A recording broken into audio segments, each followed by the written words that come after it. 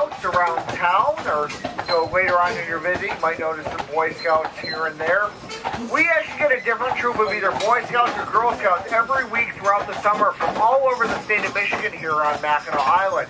They're actually working here, and it's actually considered a privilege for them to do so.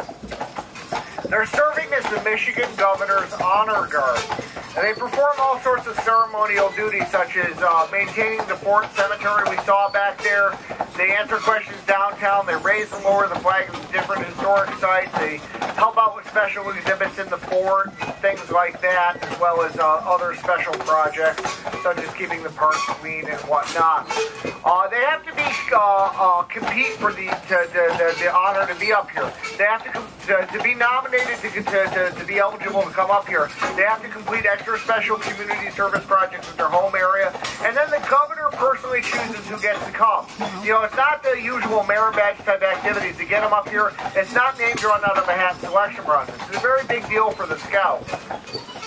The tradition of the Honor Guard started way back in the year 1934. Originally, it was just Boy Scouts, but now they include the Girl Scouts in the rotation.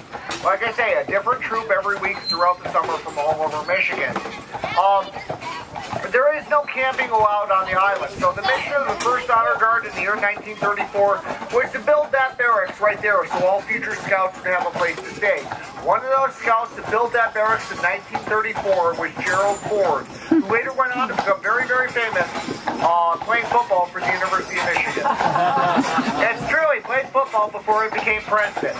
But anyway, here we are behind Fort Mackinac. Not too hard to imagine that there's only 60 of us inside there, 600 of them out here. That wall is not going to do a whole lot. It's not very high, it's not very thick, and it does not even extend all the way around the fort. But anyway, folks, I'm going to pull up behind the fort here, and I'm going to offer you several options for how to end your tour with me.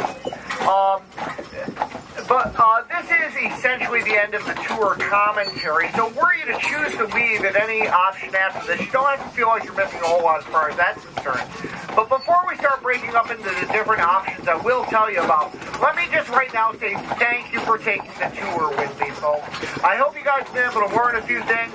Most importantly, don't ever say Mackinac. I'm not kidding about that. But most importantly, I hope you guys have enjoyed yourself.